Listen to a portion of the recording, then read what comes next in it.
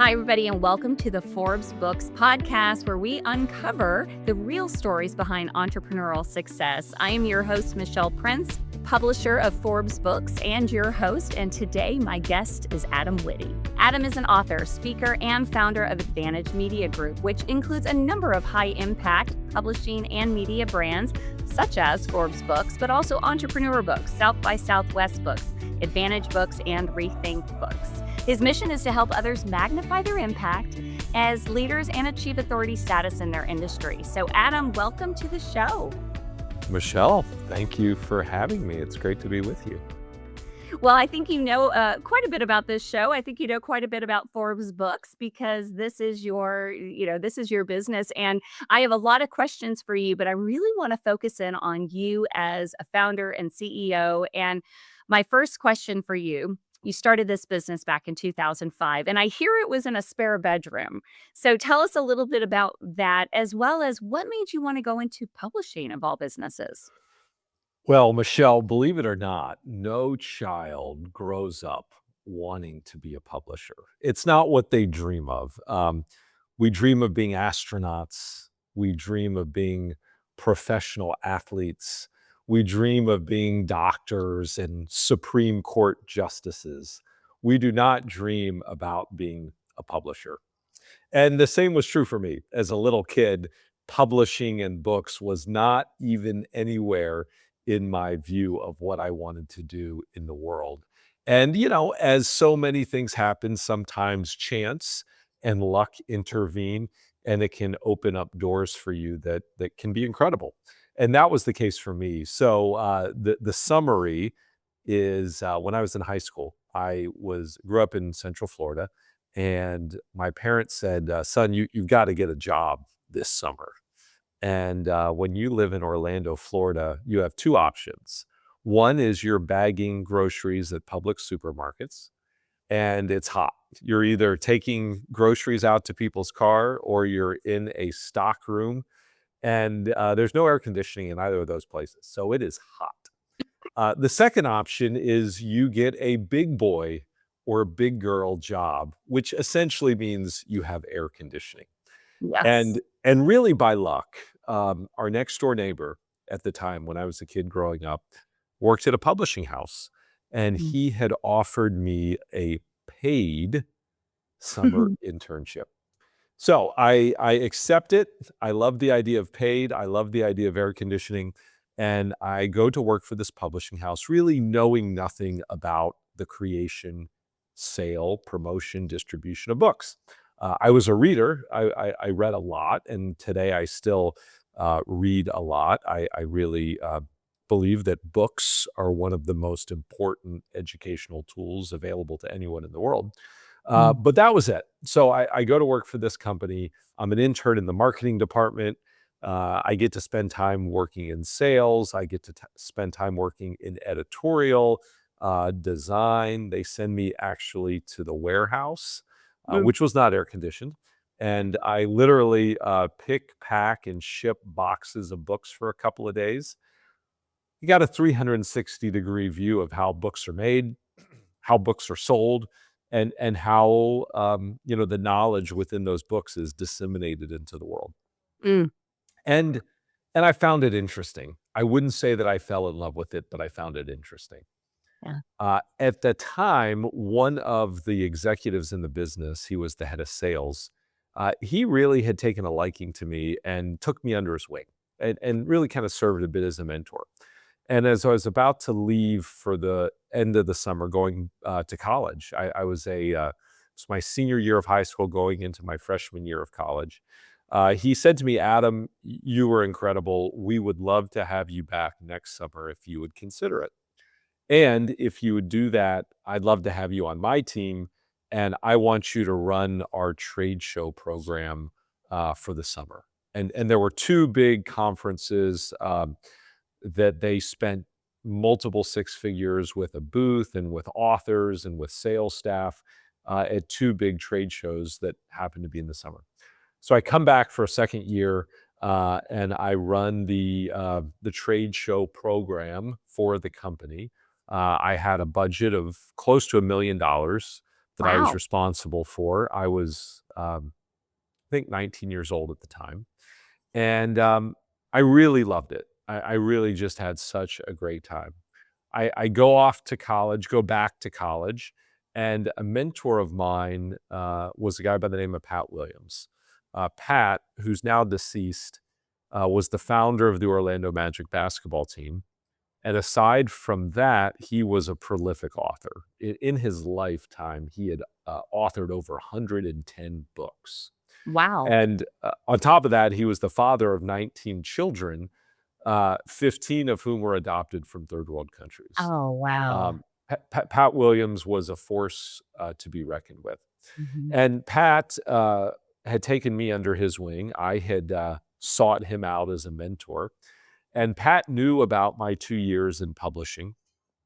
And he said to me, Adam, you should create a publishing company for entrepreneurs and CEOs. He said, every one of them needs to write a book because when they write a book, they're seen as the authority. They're seen as the thought leader on that topic. And every CEO needs to be seen as a thought leader. Yes. So I remember saying to him, Michelle, Pat, what do I know about publishing? And he looks at me dead in the eye and he says, Adam, you know more about publishing than 99.9% of all people. I realized at that moment that he was right. The 2 summers I had spent as an intern, I knew a lot about publishing. Now, certainly didn't think that I was qualified to start a business, but compared to the rest of the world, I really knew a lot. And Pat knew that I had entrepreneurial instincts and entrepreneurial desires. And so that was it. When I graduated from Clemson in 2003, I was running another business at the time that I had started in school. But Pat Williams really gave me the push to get into the publishing business. And that's where it all started. Wow. So much to that. And first of all, I can totally relate. Yes, nobody wakes up or grows up saying, I'm going to be a publisher. So you and I definitely have that in common. But I love the fact, even thinking back to 2005, publishing's been around a long time. But I would say the type of publishing that, Advantage, the authority company, really is focused on from day one is what's unique because there weren't a lot of publishers focused in specifically on business leaders. And what do you think you did differently with this publishing company than, say, others did to help build that design a system to help build that credibility for leaders at scale? Yeah, so there were a couple of big roadblocks that I had identified that were keeping people from creating books easily. I think Jeff Bezos uses the word friction, right? When Jeff Bezos was forming Amazon, his goal was to remove the friction of buying things online. And Yep. of course, we all know, for those of us that shop on Amazon, my wife does probably about every 60 seconds. Um, you push one button and then it's at your front door like in an hour. I mean, it is a friction. It is a frictionless process. And so the friction that I saw was number one, there was a great desire of entrepreneurs and CEOs to write books. Mhm. For some, is something that they had always dreamed of. For some, it was all of their friends, their family, their colleagues had told them at some point they needed to do this. And for others, it was, hey, I have all of this knowledge. My customers, my prospective customers have all of these problems that I and my company are trying to solve for them. Let me share what I know in a book. And then, Yeah. of course, use that book as a door opener to introduce new customers to our business, right? So there were all of these problems to be solved. There was a great amount of desire. But the big thing that stopped most of them was actually writing a book. Mhm. The idea of sitting down and writing a book was unfathomable to most, right? Right. It was climbing a brick wall that was infinite in size and scale, right? When you think about an entrepreneur, when you think about a CEO, they know a lot. They Mhm. could talk about what they know for days. But if you ask them to sit down and start writing, For many, that just isn't a natural skill of theirs. And, they may not have the time, they may not be good at writing, or certainly not think that they are a good writer or enjoy it at all. So the first roadblock was we had great desire, but nobody was writing books. And we quickly said, if we don't solve this problem, we're going to be out of business really before we're in business. We launched early a program that was called Talk Your Book. Today, it's ghostwriting. Right. But at the time, it was much more bare bones. But the idea of Talk Your Book was, you, Mr. Entrepreneur, you, Mr. CEO, you have such knowledge, such wisdom, such experience. Just start talking about it. That's right. We will capture that, and we will then convert that into prose, which makes for a book. That was the first big roadblock that we overcame that really opened the doors for us. The second big thing was, traditionally, writing and publishing a book would require you to print thousands of copies of your book. At the time, there was not an easy way to get your book distributed if it was not published by a traditional publisher. And so the old joke was, if you self-published a book, you had thousands of copies in your garage, in Yep. your spare bedroom, in all of the closets in your house. And most people would never sell all of those Yeah. books. Well, print on demand was a technology at the time that really revolutionized and democratized publishing. It made it far more cost efficient for anybody to be able to write and publish a book, and literally, with print on demand, print those books one at a time. Right. The final thing that we identified that I think has been a driver of the success we've had is identifying what the real job to be done was for our clients. Okay. On the surface, you would say your clients want to write and publish a book. They want a book. And yeah, they did. But really, if you ask them, well, why is it that you want this book? It's not because they really legitimately thought that they were going to be the next Malcolm Gladwell. They wanted to be authoritative in their field. They wanted to have more credibility in the eyes of their clients, in the eyes of their prospects, in the eyes of competitors, in the eyes of industry analysts. Hmm. They wanted to be seen as a thought leader. And our authors knew that if they were seen as a thought leader, that would open up more doors for them. And certainly, writing and publishing a book was the vessel that could most quickly and easily help them build authority and build thought leadership. We recognized the business we were really in was helping leaders build and manage their authority. It wasn't as much publishing books.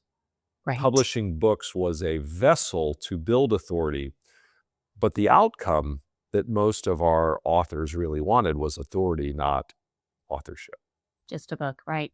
I will say, though, some of the things like you mentioned, like bringing in the talking your book and ghostwriting your book really was cutting edge for that period of time, because so many people were trying to slave away on a computer to get a book done, and that's what really made the gap between people who wanted a book and did it. So early on, you were already doing things like the three things you just mentioned, you know, more so than your competitors for sure. But you also did something very strategic in 2017, a partnership. Do you want to talk a little bit about what that partnership was, and also what it meant for you as the entrepreneur of a company you started from home? Yeah. Some people have said it was the master stroke, and that's probably too generous of a comment. Uh, but I will say that one of the principles I recognized early on was this idea of authority by association. And, human beings have an irrational reaction to authority, celebrity, whatever you want to call it, right? We just treat people and brands that we place on a bit of a pedestal differently. We're more reverent. We obey, we listen, we cheerfully pay whatever price is required. And what I learned was that authority and credibility and influence and prestige matter a lot. And I would say that quite frankly, as we're in this first inning of the new AI world, I think the power of personal and organizational brands actually becomes more important, not less. 100%, I agree. So I was sitting next to an executive at Forbes, somewhat by chance at an event. And I leaned over and I said to this individual, "Hey, I've got to ask you, you guys are the biggest business media brand in the world. At the time, you've been publishing Forbes magazine for 99 years. Wow. Why don't you guys publish business books?" And this individual, she looked at me and she laughed. And she said, "Adam, it's hard enough to make money selling magazines. The last thing we want to do is figure out how to make money selling books." Mm. And I stopped for a minute and I thought, and I said, "Well, I want to tell you what my business does." And I told her all about Advantage. She thought it was really interesting. She loved the idea that the author was a CEO, an entrepreneur, a business leader. And most important, she really loved the model of the goal is authority, not just book sales. And the economic model was different from everything the world had ever known previously about traditional publishing. And I thought I had an in, and I threw out an idea. And I said to her, "Here's a crazy idea. What if we took the Forbes brand and the Advantage platform and brought them together and created Forbes Books?" I said, 1 plus 1 could equal 10, in my view. You all could be in the business of publishing business books without having to do it yourself. We would be the engine that would make all of that possible. And she was really intrigued. And she said, "Well, let me think about that, but it might be worth another conversation." A month goes by, I hear nothing. I just assume that, the idea has died on the vine. And out of the blue, I get an email saying, "If you remember our conversation a month or so back, I'd love to schedule a call to discuss it further." That then began ultimately a dating and courting process that lasted well over a year, Oh, wow. with a final sign off and blessing and meeting from the man himself, Steve Forbes. And ultimately, as you pointed out, in November of 2016, we launched Forbes Books to the world. It was really the first publishing brand where a traditional, I'll call it legacy media company, had partnered with a hybrid publisher to create a business brand. And since that time, it's now been 10 years. It's been a big success. It is considered perhaps the most prestigious business publishing brand in the world. And we have authors all over the world that publish under Forbes Books. But it also created a model for us. We've expanded that model with 2 other partners, with Entrepreneur, with South by Southwest. We're very focused on business brands, right? That is the lane that we want to own. And of course, others have tried to, imitate it as well, which is great. Imitation is the greatest form of flattery. But yeah, authority by association is a very real thing. And when you can bring a powerful brand like Entrepreneur, Forbes, South by Southwest to an entrepreneurial author with incredible ideas and content and bring those 2 together, 1 plus 1 can equal 5. And that's exactly what we've been doing. Wow.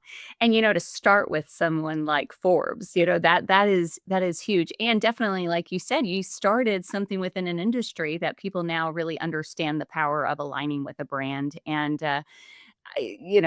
there's just so much here that not only helping people to become authors is one thing, but also then to link arms with a media brand that could help elevate it. Because at the end of the day, that's what we're talking about here is helping leaders to really amplify, magnify their impact. So, what do you think? What does authority look like in practice for someone who publishes a book, like, with Advantage, with Forbes, Entrepreneur South by any of the brands? What does authority look like in practice for these folks? Well, the first thing that you have to remember is that we live in a very skeptical world, and people don't believe what you say about yourself. But they certainly do believe what other people say about you. So if you meet somebody or if you hear about somebody, usually the first thing that you do is you Google their name. Unbeknownst to them, you're going to Google their name. And of course, previously it was SEO. Now it's very much AEO as AI plays a bigger role in search. But it all begins with a discovery process. Now, what's interesting is an Edelman survey found that 72% of all, whether it's B2C or B2B, 72% of all purchasing journeys begin online. And the four biggest search engines, Google, YouTube, Amazon, and Bing, which is owned by Microsoft. So people are beginning their search online, and they're searching for things because ultimately they probably want to buy something. They're looking for a solution for something, right? So people are Googling your name. When I speak, Michelle, I will often ask the question, and it's rhetorical. If I Google your name, will I need to pack a lunch? And what I mean is there going to be so much that I find out about you that I'm going to get hungry? Or are you a ghost and I can find nothing? Or perhaps you have a name with dozens of others, and when I type in your name, I find out about 10 people that aren't even you before I even get to you, which is on page 4 or 5 or 6. Or an LLM has no idea who you are, right? So your question of, what does authority mean? Authority means relevance, right? Yeah. Authority is being found. Authority is being trusted. Authority is being seen as credible. Authority is being seen as a leader. Mm, And so whether it's writing and publishing a book, whether it's building out other authority assets, whether it's hosting a podcast, whether it's speaking, whether it's creating interactive video on a YouTube channel, whether it's white papers, LinkedIn articles, all of the above, right? All of these things make you identifiable where you can be found, where you can be trusted, and where you can be seen as a credible voice on a topic. Going back to authority by association, right? If I am not just a credible voice on a topic, but now I am a Forbes Books author on a topic, remember, every consumer, B2B or B2C, they do not buy logically. They buy psychologically, okay? And what that means is that brands matter. yes. We attach trust, credibility, prestige, believability to brands.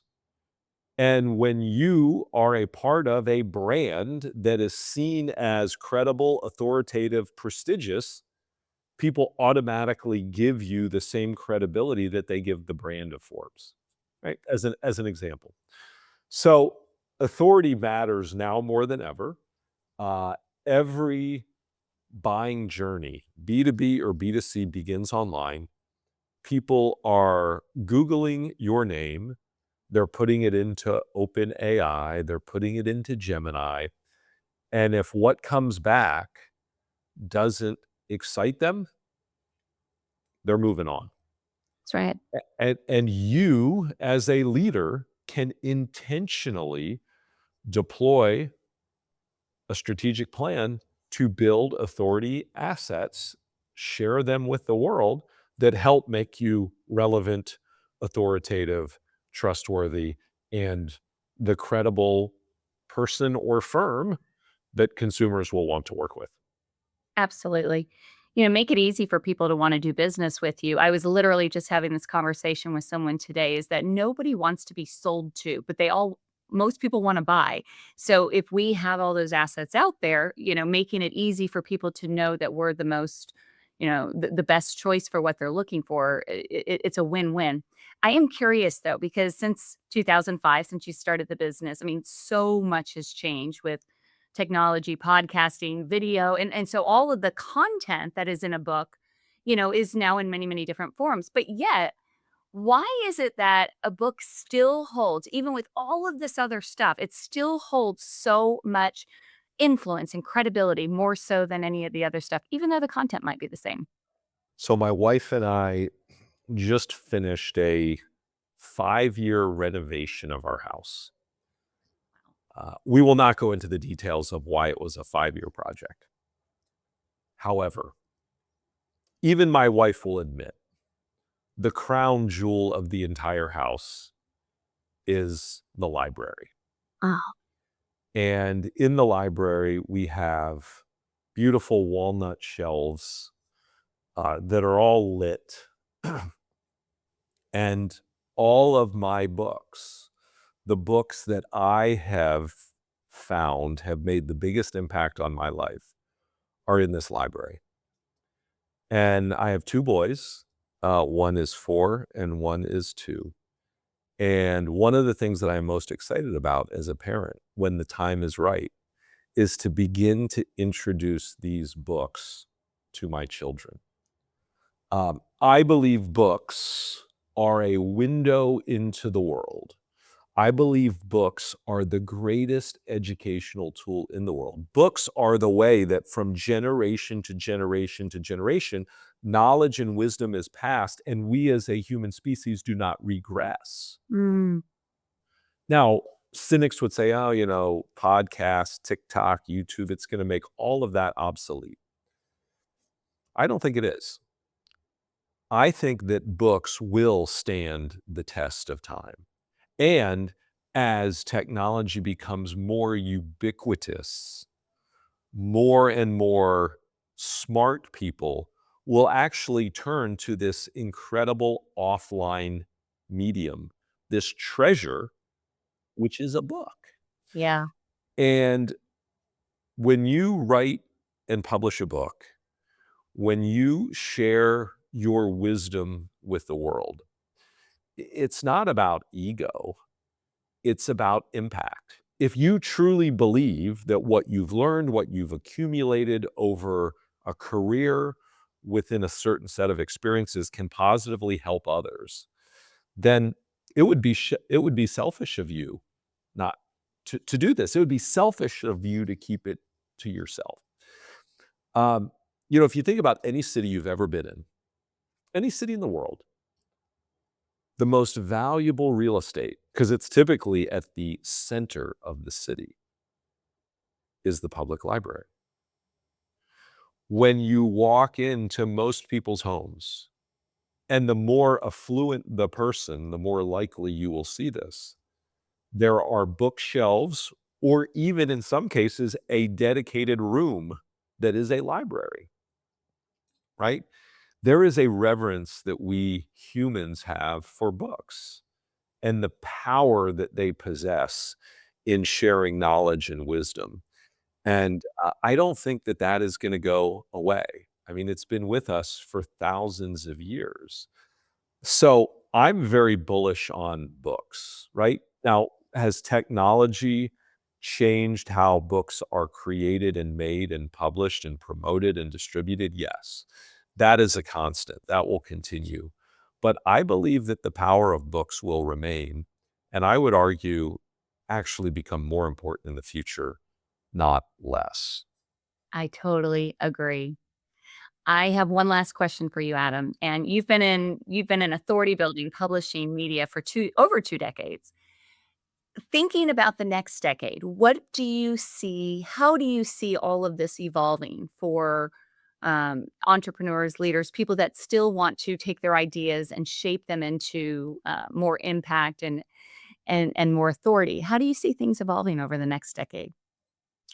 So there's two things that are really unique with books. The first is what I call the return on fulfillment that comes to the author of the book. Yes. The second is what I call the return on impact that the world receives as a result of the book. And I'll give you two stories. The first, one of our authors was a very successful banking executive, born and raised in the UK, spent much of his adult career in the US, uh, retired in the US. He worked in Manhattan for decades. Mhm. And he published a book that shared many of the stories, lessons, and practices that he established over the course of his career as a way to share what he had learned with others. And he does a lot of coaching and mentorship for young people in the finance industry today. And we were having lunch, and he said to me, Adam, you're never going to believe this. He said, I did this book launch, and I had friends from grade school and high school Yeah. that flew to New York from 7 different countries to come to this book launch. And I looked at him and I said, Graham, I want you to realize something. This is the only time in your life when you're going to have this many people come to support you, and you're going to be there. Oh, wow. There's a second time, but you're not going to be there, right? Um, and he stopped and he sat back and he said, "Oh my God, I never thought about that." And the return on joy, the return on fulfillment that he has gotten as an author, right? Number one, he releases this book to the world. It is this catalyzing force that brings all of these people from his life back to the present to support him. It's something, it's very exciting, right? And so he's got people from 20 years past that he hasn't connected with that are connecting with him on LinkedIn or sending him emails, congratulating him. Hey, I bought your book. He does this event in New York, and he's got 200 people from his life that all fly in and travel to New York to be a part of this book launch, right? And he said to me, the fulfillment that I've gotten in sharing this wisdom with others to attempt to help other people, just like other people helped me when I was early in my career. He's like, it's one of the most fulfilling things I've ever done. The second story is an author of ours, a very established business leader, uh, retired, and had kind of lost, his purpose, right? For many, many decades, his purpose outside of his family was this very large organization that he was leading. And he had retired. He had more money than he would ever need for the rest of his life. But as most find, money doesn't create fulfillment. Money does not create joy and happiness. And if so, it's very temporary. And he was somewhat of a lost soul, kind of wandering of like, what am I going to do? And he became interested and motivated in telling a story, but most specifically crystallizing some of the deepest, most important lessons that he learned.